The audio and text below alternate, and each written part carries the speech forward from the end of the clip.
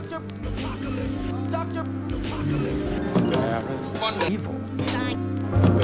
Wonderful. Wonderful.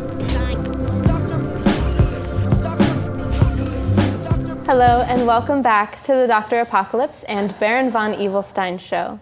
We're here again to talk about comic books. Comics that just came out and we think you should read. Comics that we've read in the past and enjoyed enough to think that everybody else should read. And comics that are coming out in the near future. I am Trisha. This is Leaf. This is Mary. And that's Nate. You get to start.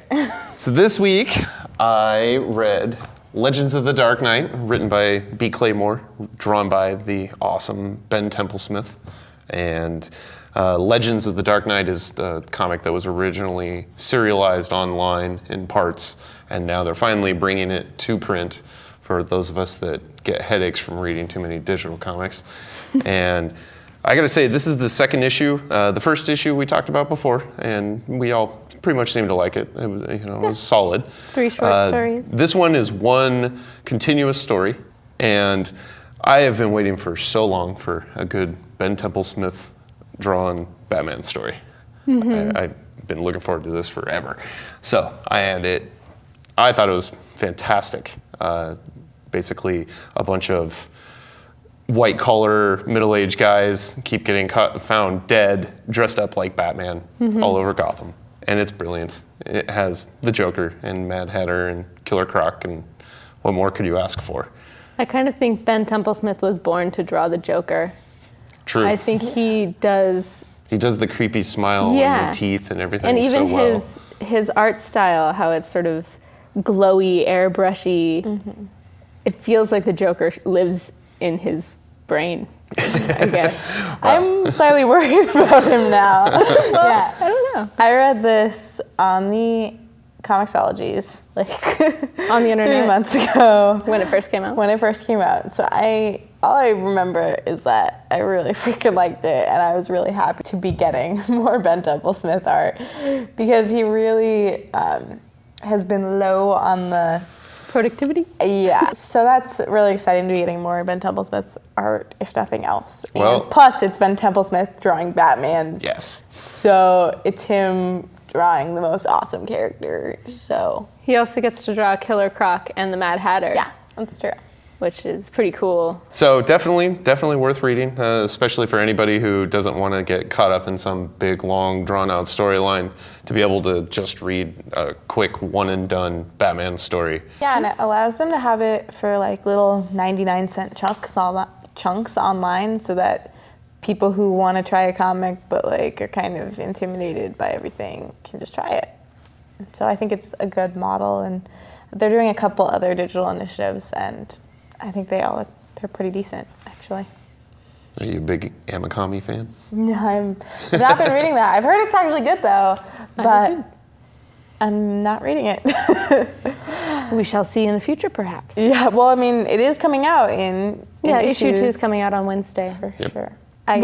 What's your favorite this past week? My favorite was Thought Bubble, the Thought Bubble Anthology. The Leeds Comic Festival is called Thought Bubble, and they put out a anthology of a lot of the creators that are at the Comics Festival. And this is the second year they've been doing it, and it's awesome because it's this huge, it like looks like it's a normal comic book, and then it folds out, so it's really newspaper sized, or like, Yeah. kind of. And so they get like way bigger pages, but everyone tells a one-page story, or most of the stories are one pages. I wish that everyone was telling a one-page story. And this is people including Warren Ellis, Gail Simone, Fiona Staples, Sean Phillips, as well as the winners of their art festival like competition, which is a lot of times young people, and then just I don't even know the rest of them. But this is a really, really, really great anthology, in my opinion, for a single $4 anthology. It was fantastic. It went up a buck. Last year's was only $2.99. Still worth every penny. Yeah, it's really fantastic. And basically all of the things were great.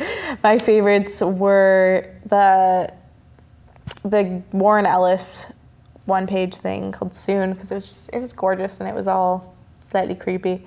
And I really liked the Scotty Young one because it has a really furball cat. It's like 4 words in that entire page. I don't care. You get exactly He's an what artist, you're not a saying. writer. Come on, cut him some slack. More importantly, Scotty Young drawing an adorable cat.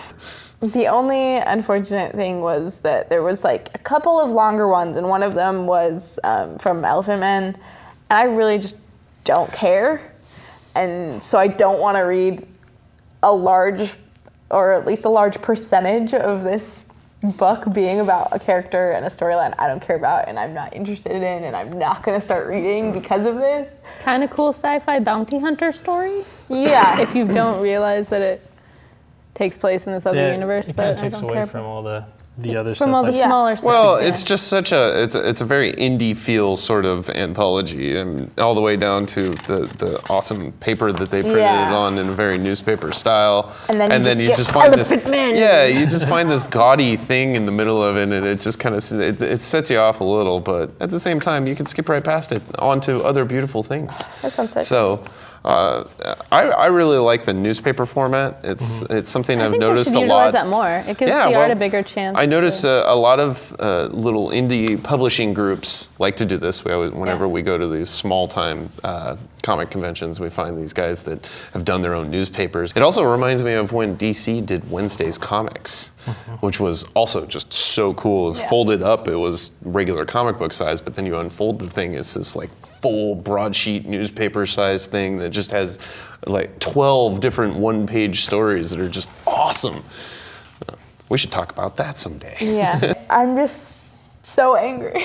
The next story, that's 6 pages, is adorable and blue and purple. It and is really cute. I think that was one of my favorite stories. Yeah. Mine too. Gail Simone story. Yeah, that was was my really good. favorite. Was the Gail Simone. The little girl in the 19th century comic book store. Yeah. Yeah. I love the X-Chaps. X-Chaps. Lord Wolverine, MBE. Yeah. That gentleman. hilarious. She is so immodest, and he's a brute. And then her face, just, oh. But Yeah. Mom. It's great. Great little piece of comics. Yeah, so despite how much I'm bitching about the one part of it, the rest of it was just so good that I enjoyed it way too much. I can probably just rip those pages out if I wanted to. I'm sure you That's could. only 2 staples. I'm sure you won't have a problem with that.